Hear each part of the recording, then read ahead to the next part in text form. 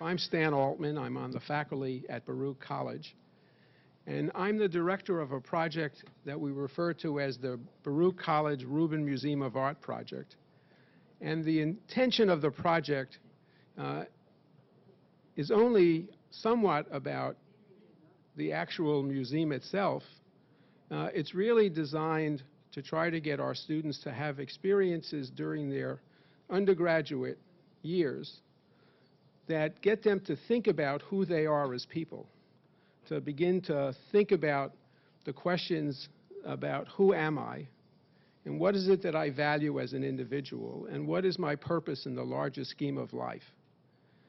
In a school like Baruch College, where we're so focused on their traditions of professional development, many of our students who come here as either the first member of their family ever to go to college, or as a recent immigrant to the United States, and not surprisingly, they focus very heavily on getting a job and economic stability.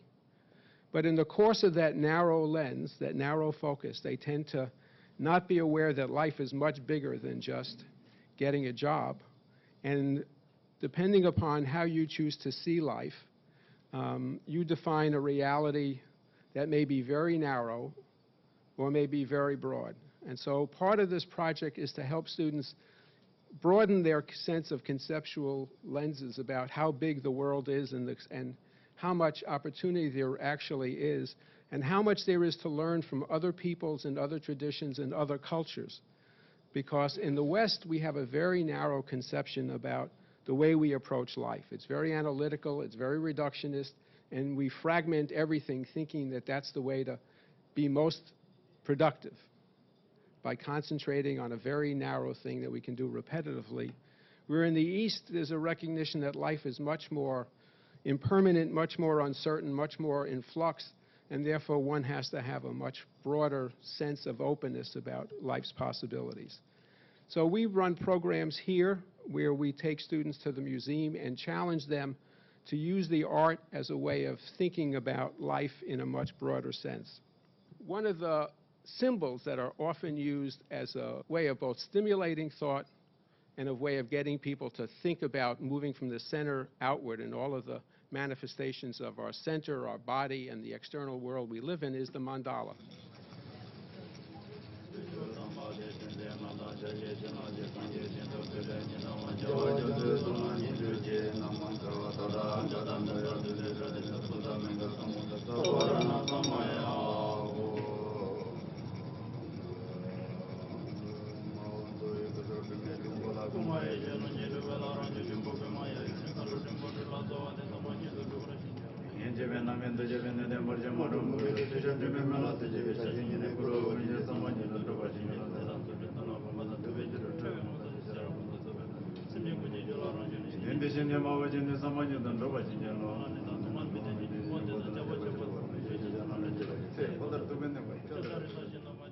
As you know, when the tsunami happened, it cost this enormous amount of energy to move across the Indian Ocean. And it was only when it finally got to a body of land that it actually converted itself into a tidal wave, which is where all of the destruction happened from. And this one particular morning, this was an article in the Hindu newspaper, this woman and her dog, who every day go down to the shore, get on a ferry to go to the mainland in Chennai, and then at the end of the day get back on the ferry and come back. It's so routine they don't even think about it, although this particular day the dog absolutely refused to get on the ferry.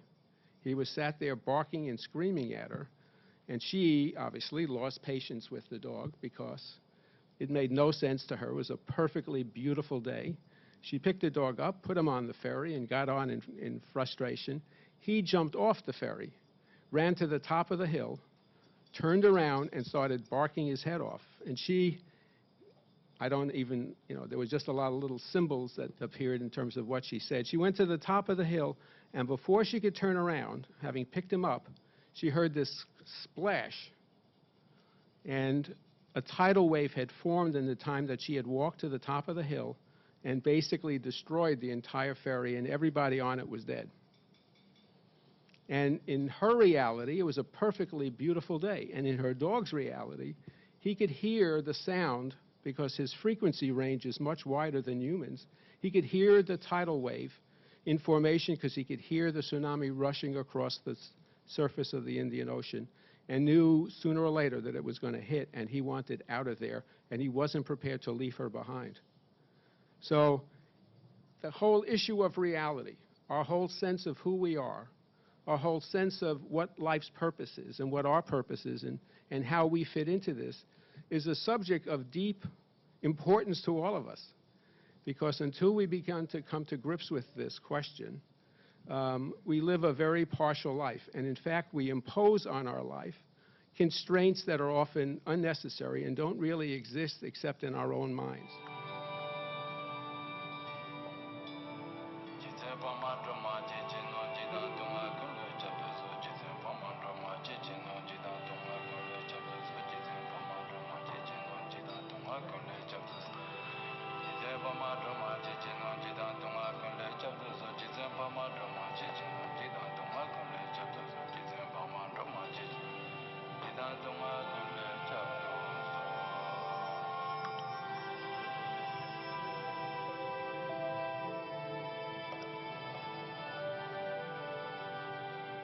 So our panel really come from very different walks of life.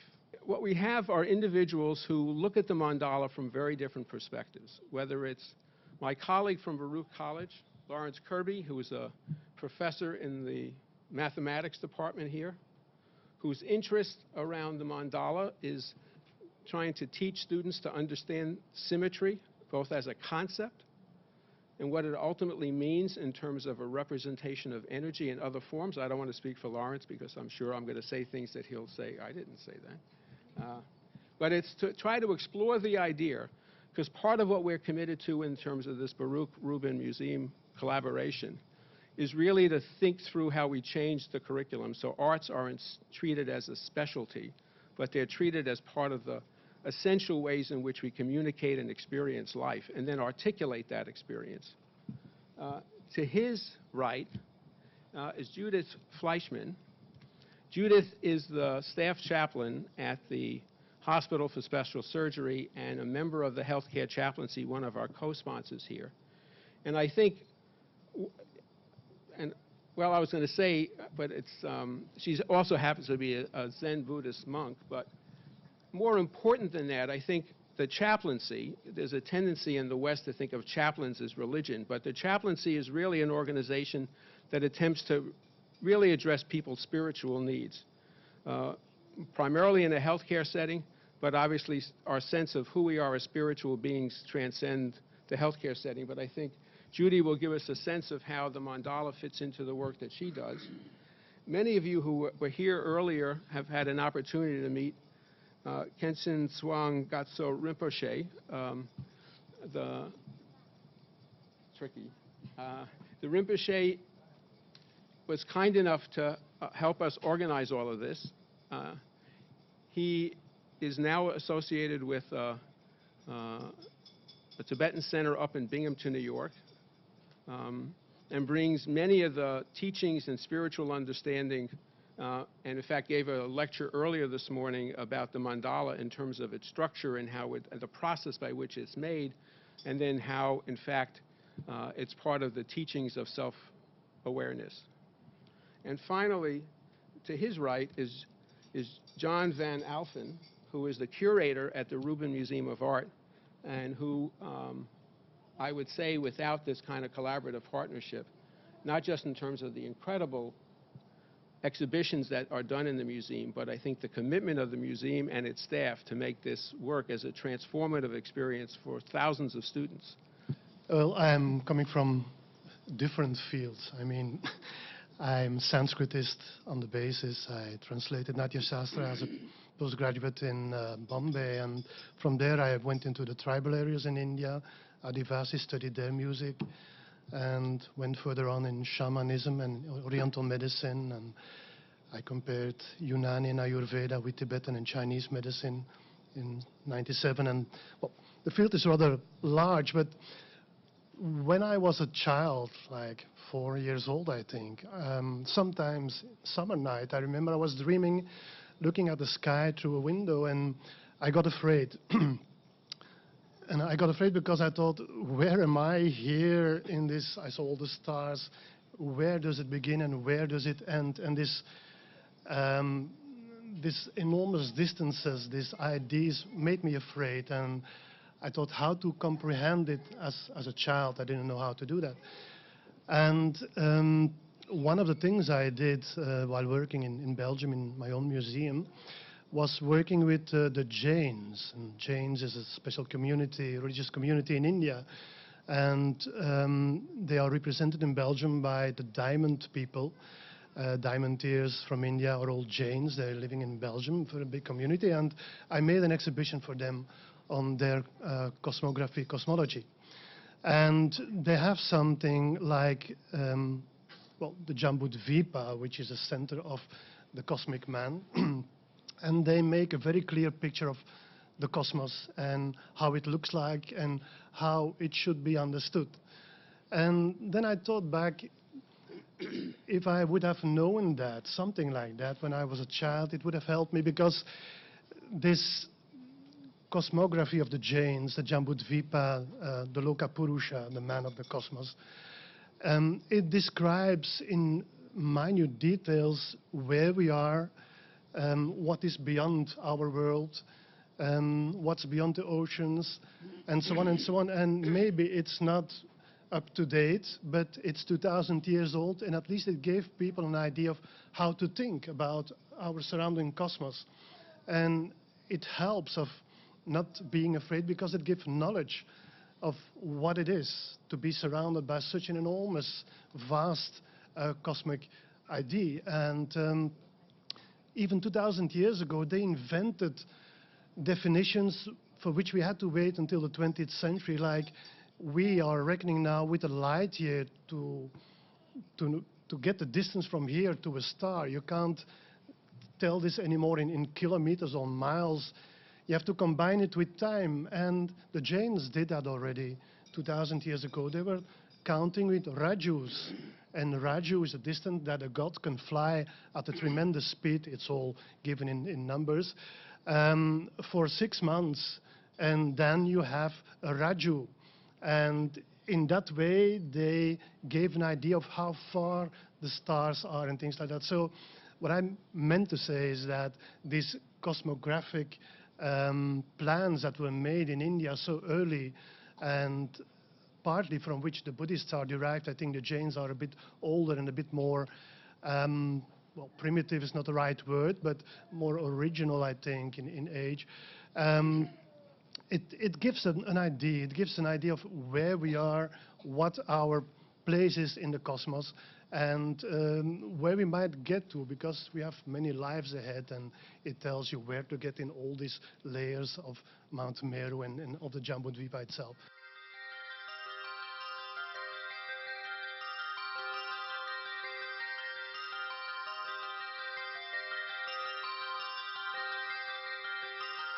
In relation with the Zen Mandala, and based on the Tibetan Buddhism, that it is something, kind of really very vast and profound, and also there is lots of information and lots of things to really study on.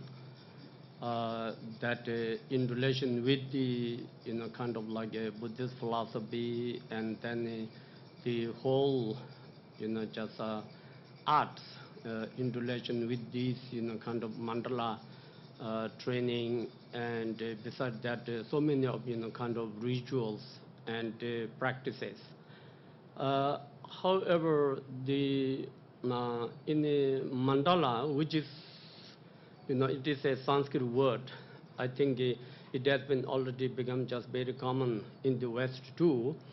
But however, it is where it explains, like a mandala in Tibetan is called, kind of kilkor. So which means there is kil means center, and kor is like a retinue. So there are just kind of like a practice of the deity through the visualization, where there is the external, what is called the celestial palace, and then internal the, kind of all the assemblage of, kind of deity. where there are the principal deity and then the kind of retinue deities. So according to that, then the mandala in which where one do all these kind of practices, or where it just happens, the gatherings of those kind of practices, in a way just what is meant by like celestial palace means like a just in one way this kind of deities like a house, and then where just all the deities kind of represent.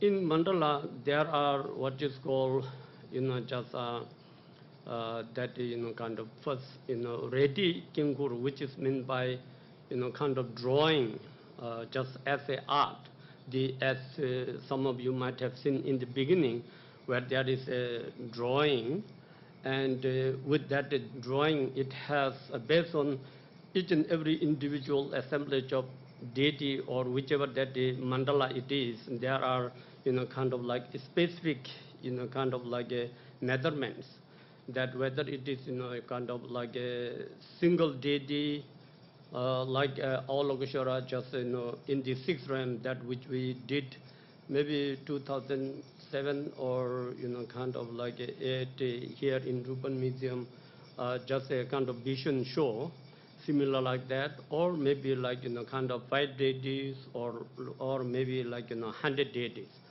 So according to that, as a part of the art, it has kind of specific measurement of its kind of existence of the center, where there should be the seat level of the principal deity, which is like mostly in Tibetan called Hung, and then Hung, and then according to that there are just kind of circles where in relation with this it is of the 100 deities kind of mandala. So in this way, they go through all the measurement, kind of the just drawing, and in a kind of complete assemblage of those kind of deity. That is one kind, and then second is what is called Tuzingi Chingur. So that what means kind of this Sen mandala, and then there are high level of kind of mandala performance, which is called Sungin Tingdingi Chingur. So it is like a more illusory way of kind of going through visualization of the deity mandala. Those who have great meditation experience, as Sten spoke about maybe 2 questions: who we are and what is our purpose. So based on that, in one way I explained earlier who we are in the relative world, and also who we are in our absolute world or absolute reality. So that what it is all anyway just kind of based on kind of truth. Then on the other hand, like where we go through this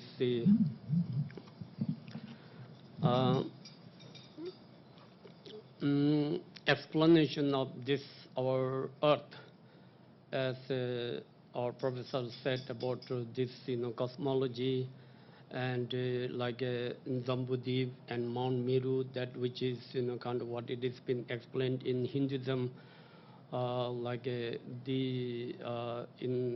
the Hinduism there are 5 major Tirthankaras, means kind of 5 major schools, and one of the earliest one, which is known as Samkhya schools, that which even just existing before Shakyamuni Buddha came on this earth. So according to that have kind of whole complete explanation, which is somehow kind of most of their concept in relation with the explanation is very close to kind of Buddhism. And then of course later when Buddha just kind of came into existence, then he have the whole complete explanation of this whole complete universe, that in one way where it explains that there are 3,000 mirrors of the world, which means like 100 million worlds are existing within this kind of universe. So from that point of view, it is not like this our Earth is not just only, one in the, cosmology. There are 100 million, worlds are existing, that which is possible to understand through a enlightened mind point of view. But as a, kind of ordinary mind, how it is just so limited in so many ways, we just only see our Earth and then the 9 planets and so forth, maybe a little bit more we may just kind of discover. So that what it is kind of like external existence of this our planet or world, and that which in a way it is just the projection or the production of each and every beings that who are born here, which in Buddhism, which is called like a collective karmic projection. So how collective beings that create certain kind of just action, that which is close to what is called energy. For example, like whole bunch of us kind of concentrate into something very positive based on the peace of the world, and just generate compassion, loving kindness, and then try to just focus on that, and then view on that, and then do specific spiritual kind of practice, that it creates a very positive energy that which can be very powerful to spread out, and that which can also possible to every beings may sense it, and that which helps to experience certain level of kind of experiences, positive experiences. So similar like that, how this world is, and that the external universe or the galaxy or the planets are not necessarily a kind of inherent existence. It is all production of like the living beings that within the kind of universe. So then all beings that are just kind of who we are, relatively we are who we are now, and then it goes through kind of cycles of life. It doesn't really depend upon whether you believe or not. It depends upon what is the truth and what is the reality. Just everything what we have to face is the reality, relative reality. This existence of relative reality, nobody can just change just because of their belief, just because of their concept, just because of their philosophy, just because of their understanding, just because of their culture, cannot change that reality. So that reality have to be based on its kind of every kind of reality of that what, how we are living in this world, and how each and every individual beings are experiencing, whatever it is called, happiness and suffering, and what we are, and what is our purpose of life, and how we just kind of like in a relative way, how we all try to educate, in this so many fields. Each and every individual try to, educate in so many fields, and that which you try to just, bring back into together, that where we can come some sort of, conclusion to the truth, including the whole complete existence of the religion and faith and the practices, and where it can come to a common understanding in a way like a human value. How we understand the human value, how we understand the kind of values in relation with all these living beings, and that what it is another just kind of like our just who we are, and based on that how we try to just try to take care of each other, like based on how much we train with our mind a sense of kind of compassion, sense of loving kindness, a sense of caring all other beings, that how just taking as oneself as an example, when just other peoples are kind and loving and nice to you, one enjoy that, and one understand that, one feels that, and one appreciate that. And in that same way, if we train ourselves to initiate, to be just in a kind of send out that message, to be kind, loving and caring, rather than just kind of getting into any sorts of, kind of afflictive emotions and, discriminating with the kind of culture or belief or language, that which is just kind of like separate. And when we feel as, kind of like one community and to perceive in that way, that is what I think, as purpose of one's life, what we can do to bring that kind of just, peace on the earth, as we all look for peace and happiness. But how we can just really achieve that peace and happiness is when we just kind of like bring everybody together to live in a very harmonious way, to kind of, exchange our knowledge and feelings, and then understanding at the same time how we can just kind of like digest into, kind of oneself. And that way, just where we feel that kind of like our purpose of life in a relative way. But of course, then from the Buddhist point of view, then as I explained earlier, even in relation with this kind of Saint Mandala, that which is a kind of like a whole deity family. And within that, just to perceive everything as a deity nature, where you cultivate what is called pure perception. And when you develop that pure perception in relation with all this being as like our divine nature.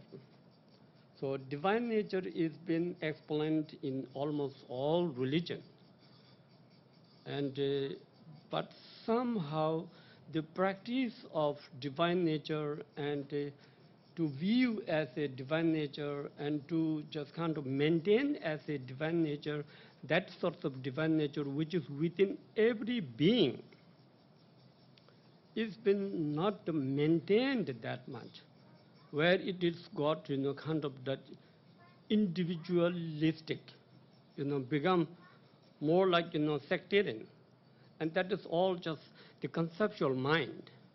So that the conceptual mind, how it discriminates and how it distinguishes and how it falls into like, kind of partiality. So that what it is not purpose of our life. And that is not our just kind of who we are and what we are. That is that the truth, that how oneself is feeling and how oneself could know about, what is called divine nature, or in Buddhism we say our, kind of primordial pure nature. And that's also primordial pure nature also can be trained and practiced and go through all this meditation, and one can also, completely enlightened and get perfected, and through which you could, kind of like see everything is pure, just as it is, according to that, kind of ultimate truth or the absolute truth. For example, like in Shakyamuni Buddha, once he attained enlightenment, he see everything as just pure as it is. And that what it is our ultimate purpose, and that what it is our ultimate who we are in our absolute reality, which is, kind of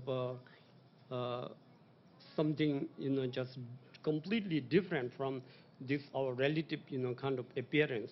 So this present relative appearance and existence and so forth is more or less like a movie theater. Each and every individual have a role in this relative world, and to just go through all sorts of experiences. But in our primordial pure nature, then it is just kind of like one truth. That I used to use the example with the Matrix. The first movie of the Matrix. In the very beginning, there is kind of those two pills, whether you want to be just as it is or you want to go through all sorts of process of the illusion.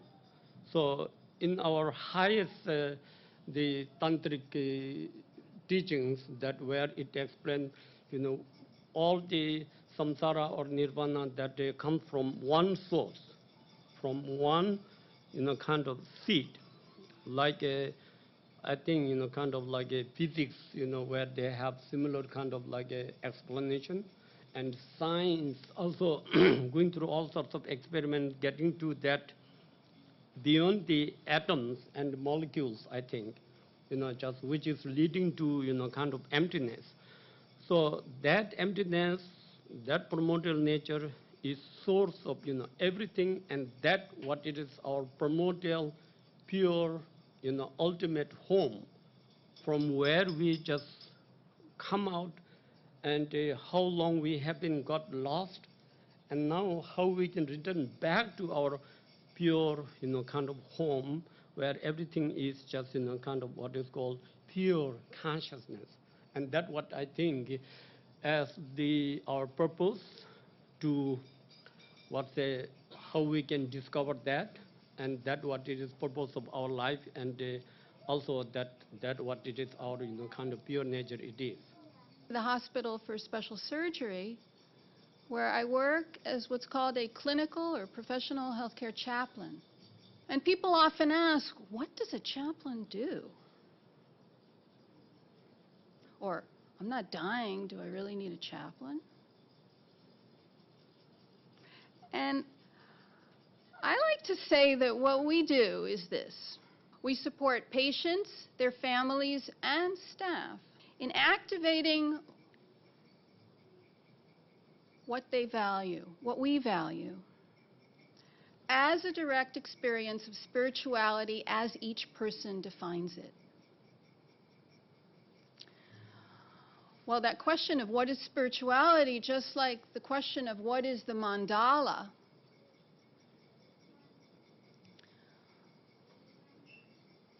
a lot of conversation around that. So a few years ago, in 2009, about 50 people from many different disciplines got together in what was called a consensus conference.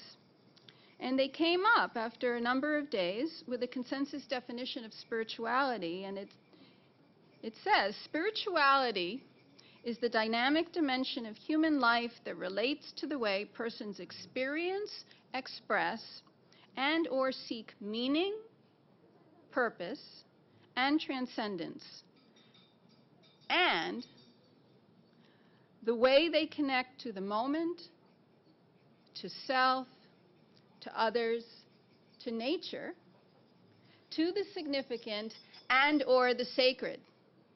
What's the upshot of all that? The upshot of all that is that we are all spiritual beings, and we all express that differently. Our diversity shapes the whole spectrum of who we are. And wholeness is the essence of Mandala. So is diversity. They're interdependent. What matters is what you're hearing right now. What matters is what you're seeing right now. What matters is every sense experience that we're that's happening for each of us uniquely right now, and at the same time, all of us together.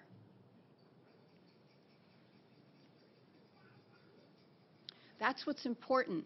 And a chaplain, if a person wants to,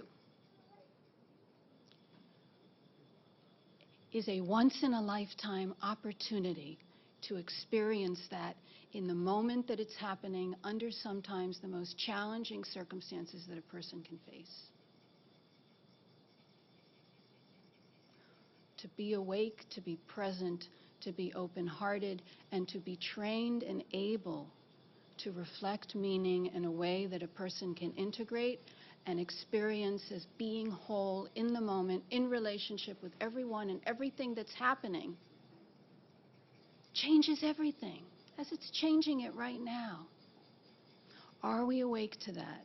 And how do we activate that together? This is also the essence of Mandala. Now, in healthcare, we often speak of patient-centered care, meaning the patient's experience defines healing. That's a paradigm shift. That also is mandala, constantly shifting, and yet centered. There's a symmetry there. Now, this is happening in our culture, too, and chaplains offer a unique vantage point for this, offer a unique opportunity for healing. Healing is to be whole. It's both a process and a product, if you will. They're inseparable.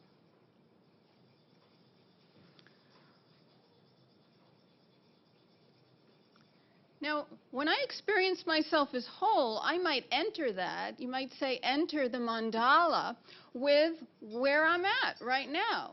It could be ugly, it could be mean, it could be indifferent. You ever felt numb, overwhelmed, underwhelmed? It's okay. It's where we are right now, maybe. Or maybe I might be feeling euphoric. I look into that mandala, I hear the sounds, I'm amazed. The colors so bright that it can seem, some people say surreal, extraordinary, which is a marvelous word, I think. Wonderful. And there can be actually a quality of euphoria to it. It becomes so special that in a way I've checked out of the experience. So what is wholeness if it's entering through those points and then broadening?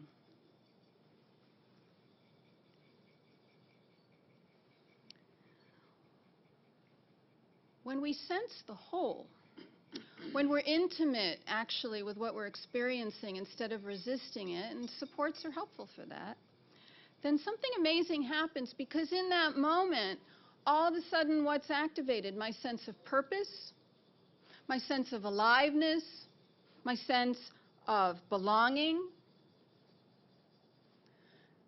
and of this word, to care, of caring.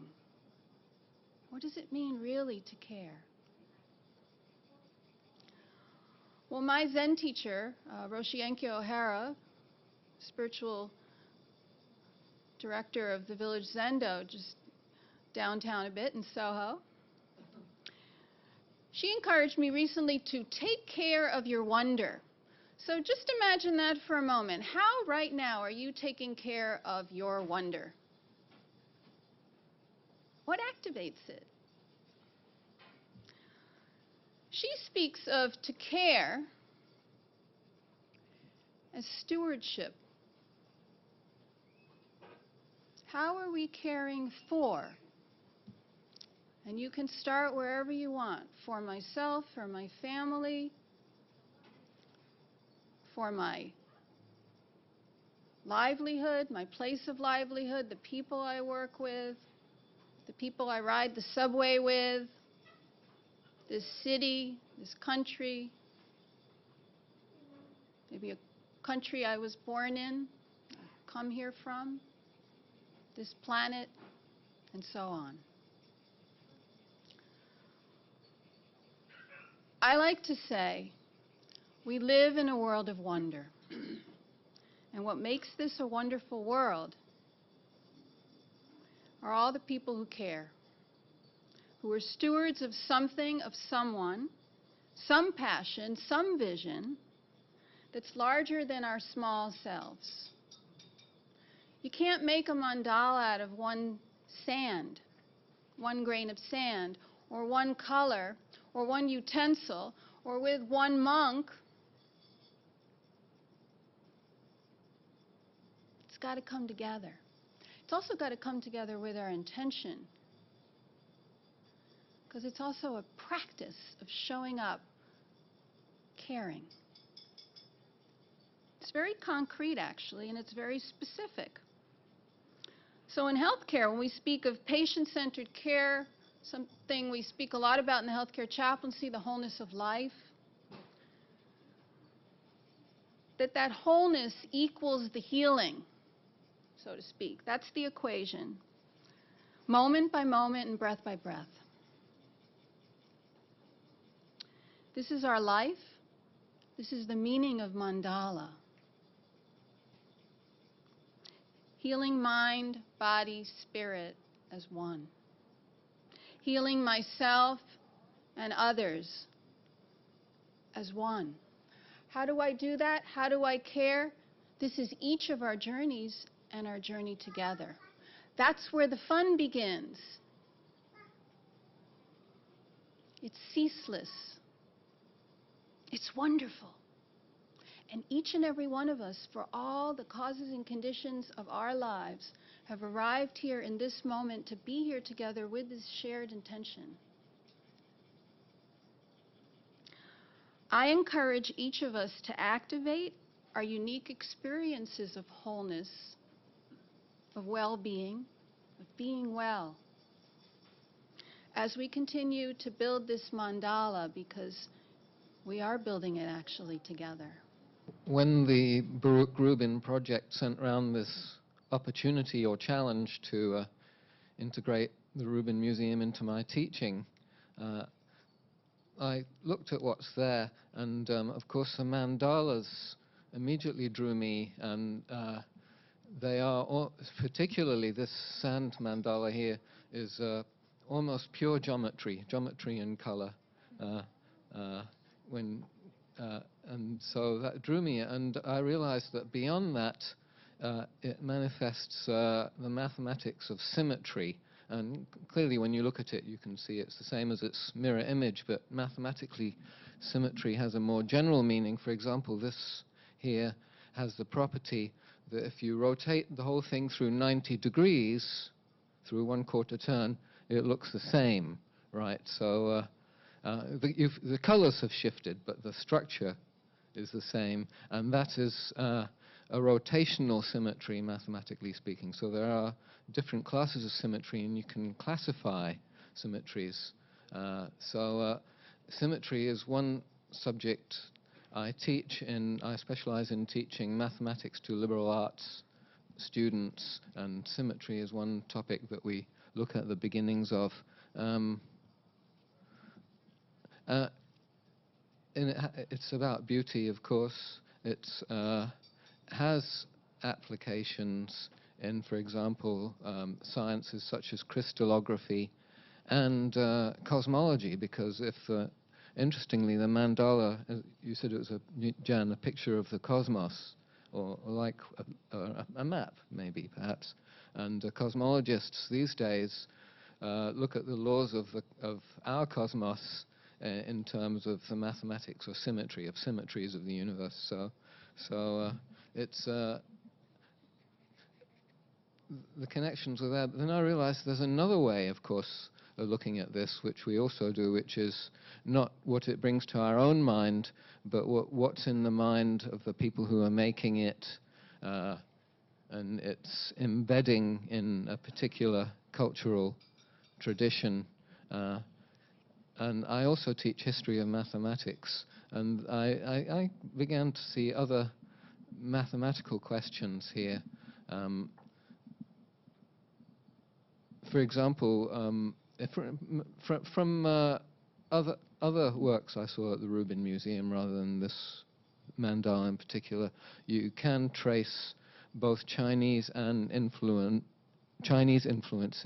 and influences from the Indian subcontinent, and that seems to reflect what's true of not just mathematically, but of the objects on display at the Rubin Museum. So, in fact, that's one of the themes of the exhibit. There is the melding of cultures, and we can see that happening in the mathematics of these devotional objects. So it's very striking to me. There are these links.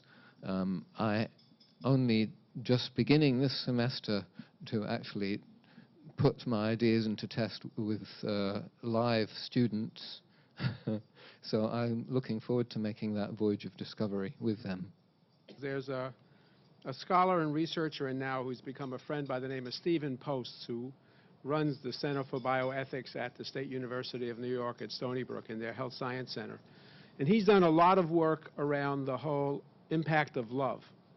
And one of the things we've been able to learn from science is the way different kind of experiences and emotions activate the brain. And so one of the pieces that he wrote years ago talks about when we are angry and when we're frustrated, very often what the Tibetans call afflicted emotions. But when we have all of that kind of heat, it activates one part of our brain.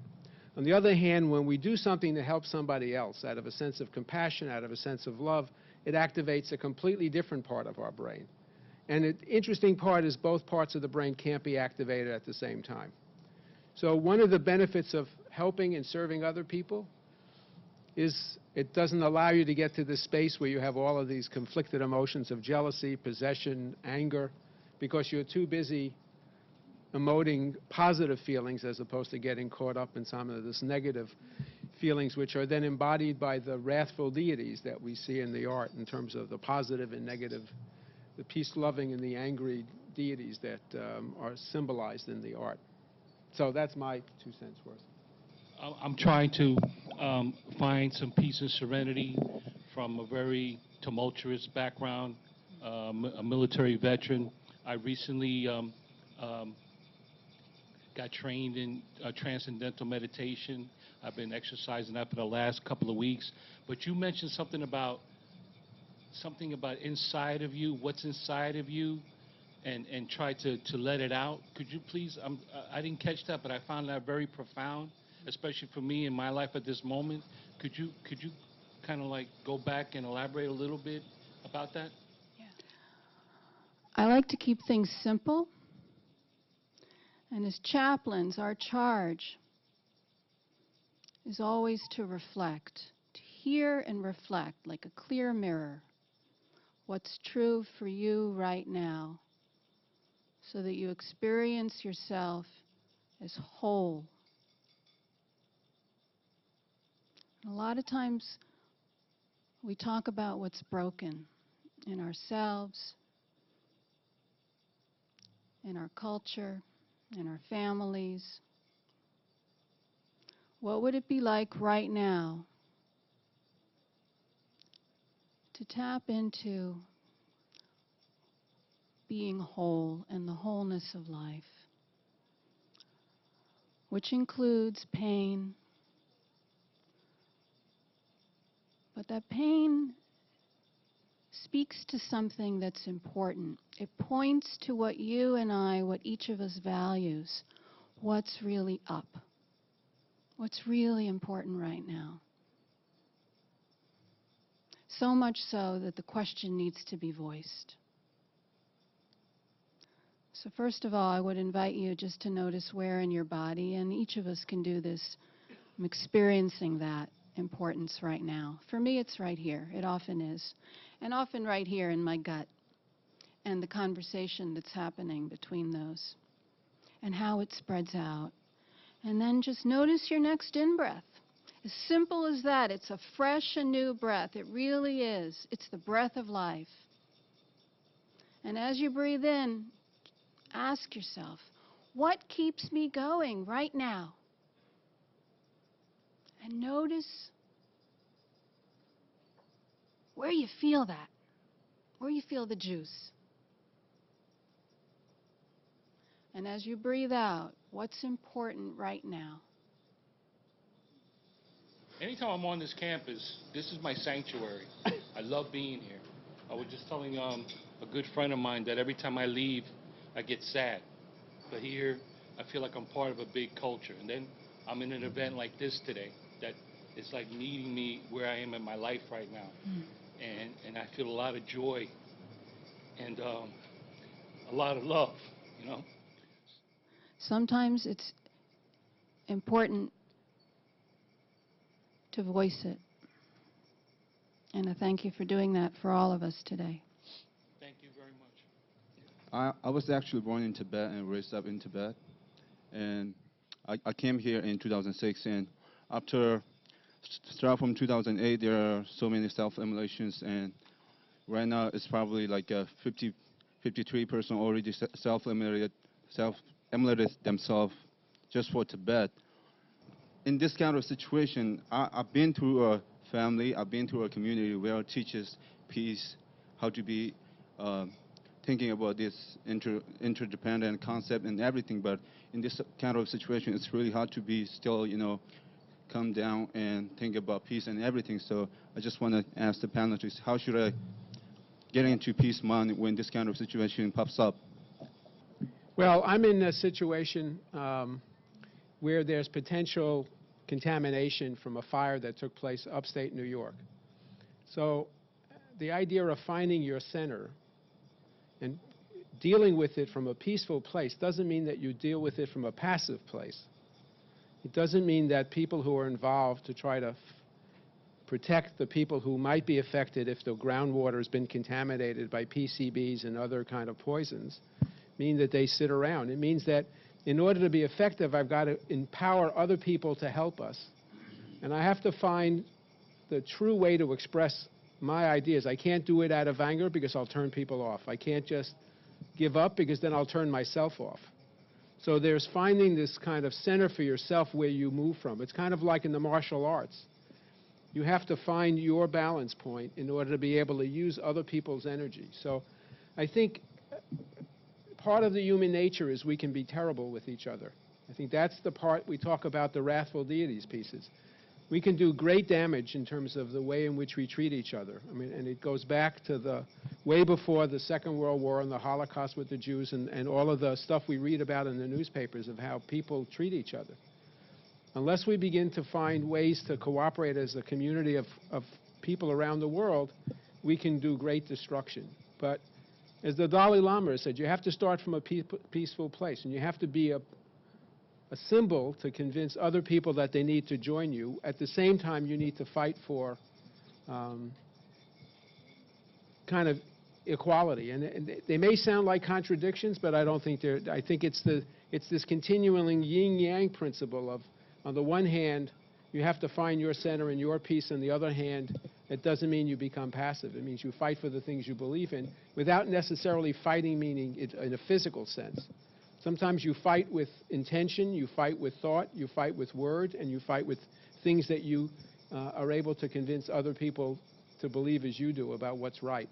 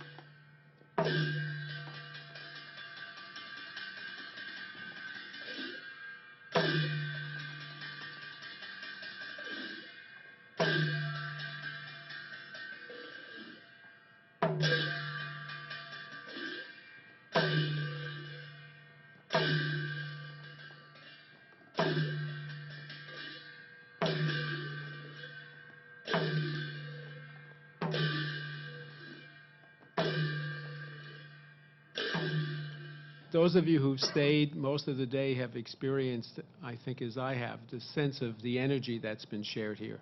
So on behalf of Baruch College, I want to thank you because I think we need all the energy we can get for imparting on all of our thousands of students that come here every day.